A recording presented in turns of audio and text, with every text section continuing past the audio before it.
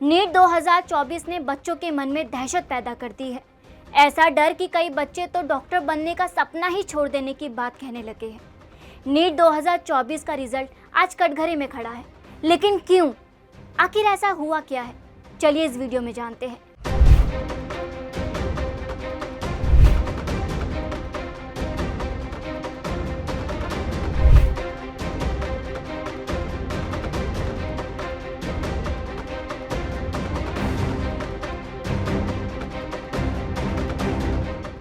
नमस्कार, आप देख रहे हैं सुदर्शन डिजिटल और मैं हूं आपके साथ सोनम गुर।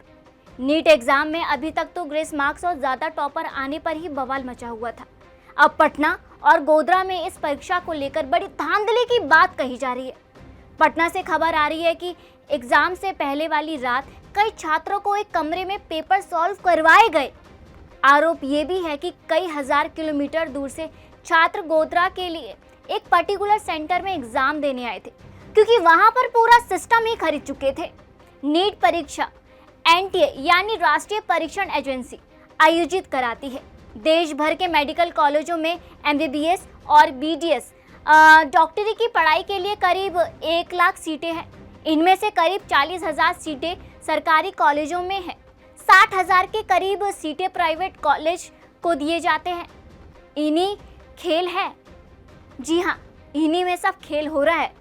40,000 सीट्स के लिए, क्योंकि प्राइवेट मेडिकल कॉलेज में 5 साल के कोर्स के लिए 1 से 1.25 करोड़ रुपए लगते हैं। और वहीं अगर बात की जाए सरकारी मेडिकल कॉलेज की, तो सरकारी मेडिकल की पढ़ाई के लिए सिर्फ 5 साल में 5 लाख रुपए लगते हैं। चलिए अब आपको शुरू से बताते हैं कि ये पूरा मामला किस बारे में है। इस बार 5 मई को पूरे देश में नीट की परीक्षा आयोजित हुई।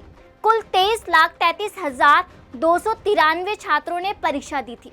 एग्जाम का रिजल्ट पहले 14 जून को आना था, मगर 10 दिन पहले 4 जून को घोषित कर दिया गया, यानी वे तारीख जिस दिन लोकसभा चुनाव का भी रिजल्ट आया था। रिजल्ट आया तो कई तरह की खामियां नजर आई। धीरे धीरे आवाज उठी तो ये पूरा एग्जाम ही एक बड़ा घोटाला नजर आने लगा। अब इस मुद्दे पर आते हैं कि क्यों उठ रहे हैं नीट पर एग्जाम पर सवाल। जी हाँ, अब हम बात करते हैं कि नीट पर क्या क्या सवाल उठ रहे हैं। पहले 1, 2 या 3 बच्चों में से 720 या फिर 720 नंबर आते थे, यानी कुल मिलाकर 720 में से 720 आते थे। लेकिन इस बार के एग्जाम में 67 छात्रों को पूरे नंबर मिले। इससे पहले ऐसा कभी नहीं हुआ कि नीट परीक्षा में बैठने वाले छात्रों को ग्रेस मार्क्स मिले हो।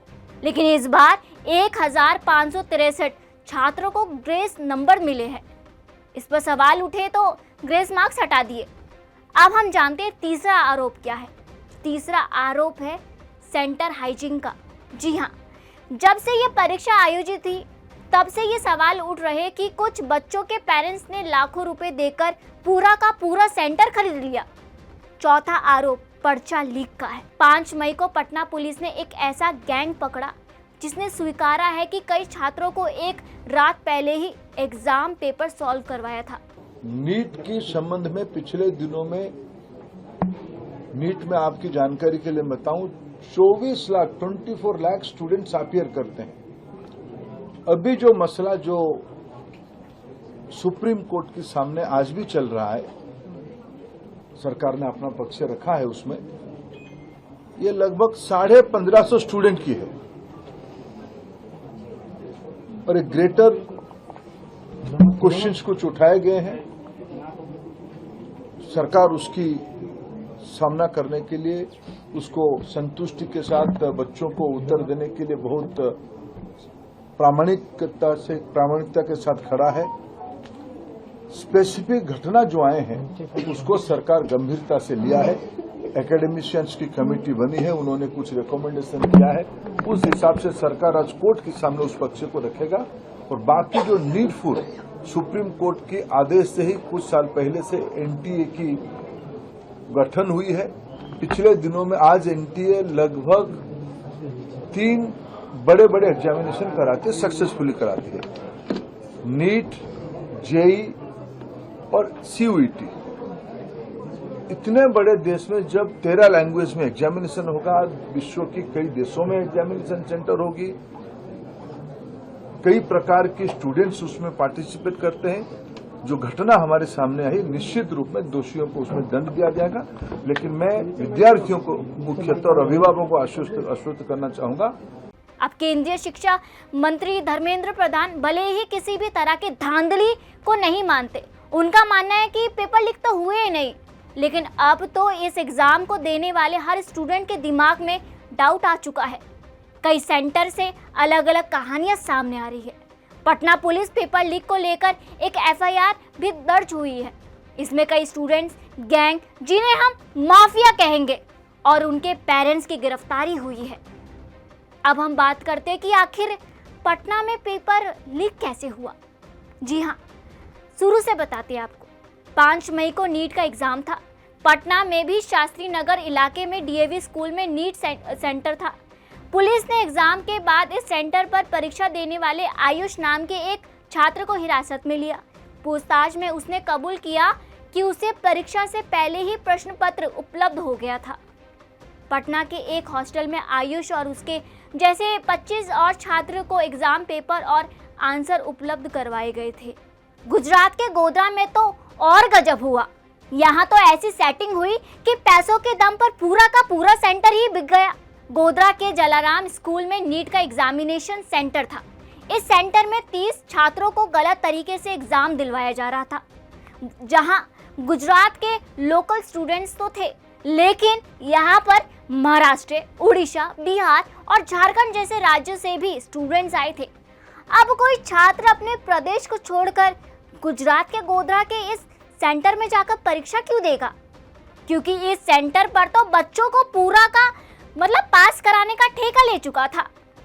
जी हाँ, यहाँ तो सेटिंग हो चुकी थी। इन सारे बच्चों के माता पिता से लाखों रुपए लिए गए। यहाँ इन छात्रों से कहा गया कि उन्हें जितने सवाल आते हो अपनी आंसर शीट में मार्क कर दे, बाकी सेंटर पे मौजूद लोग देख लेंगे। क्योंकि एक बार एग्जाम का वक्त खत्म होने से लेकर सारी कॉपियां पैक होकर भेजने तक का 2.5 से या 3 घंटे का वक्त लगता है। एग्जाम खत्म होने के सिर्फ आधे घंटे के भीतर कई सारे बड़े कोचिंग सेंटर सारे सवालों के आंसर का सही जवाब ऑनलाइन जारी कर देंगे, जिससे बच्चे पास हो जाएंगे। इस सेंटर के कर्मचारियों को उन्हीं आंसर की मदद से सारे छात्रों को ओएमआर शीट पर सही आंसर सर्कल कर देते हैं। इस तरह से ये सारे छात्र पास हो जाते हैं। लेकिन ये सब हो पाता उससे पहले ही गोधरा के जिला प्रशासन को यह सूचना मिल गई। उन्होंने इस सेंटर को अपने कब्जे में लिया। इसके बाद प्रशासन की देखरेख में फिर ये एग्ज़ाम हुआ। अब हम बात करेंगे कि आखिर ये माफिया कौन है जिसपे इतने बड़ा बवाल हो चुका है। वडोदरा में परशुराम रॉय नाम का एक शख्स अपनी ओवरसीज सर्विस चलाता था। मेडिकल की परीक्षा पास करवाने के लिए बच्चे यहीं इकट्ठा करते थे। इनसे गोधरा में स्कूल के प्रिंसिपल पुरुषोत्तम शर्मा से सेटिंग भी की थी। एनटीए ने इन्हीं प्रिंसिपल साहब को बताया कि चलिए अब हम कोऑर्डिनेट करते हैं। इसी स्कूल का एक टीचर तुषार भट्ट भी था, वो भी इसमें शामिल था। वो एग्जाम का डिप्टी कोऑर्डिनेटर था। पुलिस को उसी दिन तुषार भट्ट की कार से 7 लाख रुपए मिले। पूरी जांच की गई तो परशुराम रॉय के ऑफिस से 2 करोड़ 30 लाख के चेक भी मिले। साथ ही पुलिस को बहुत से ब्लैंक चेक भी मिले। अब जब गोधरा के एक सेंटर पे ये हो सकता है तो फिर देश के किसी भी सेंटर पे हो सकता है, यानी सेटिंग तो चल रही होगी कहीं ना कहीं भी। मगर एनटीए अपना पल्ला ही झाड़ता रहा। इस बार के एग्जाम में 67 बच्चों को मतलब 100% मार्क्स मिले। ये इसलिए असंभव माना जा रहा है क्योंकि इससे पहले नीट के इतिहास में ऐसा कभी नहीं हुआ। अगर बात की जाए 2016, 2017 या 2018 की या फिर 2019 में, तो एक भी छात्र को 720 नंबर अभी तक तो नहीं मिले। 2016 में जो टॉप करने वाले छात्र को कम से कम 685 और 2017 में 697 और 2018 में 691 और 2019 में 701 नंबर मिले। 2020 में कम से कम 2020 और 2021 में 3 और 2023 में सिर्फ 2 छात्रों को पूरे 720 नंबर मिले। इस बार तो ये पूरा रिकॉर्ड ही टूट चुका है। इसलिए सवाल तो ज़्यादा उठ रहे हैं। एक सवाल ये भी उठता है कि अगर ये 67 स्टूडेंट्स को प्लेसमेंट मिलती है तो बाकियों का क्या, जिनके 80 से ऊपर आए होंगे? क्या नीट रिजल्ट को देखने के बाद अगली बार ये बच्चे डॉक्टर बनने का सपना लेकर नीट का परीक्षा देंगे?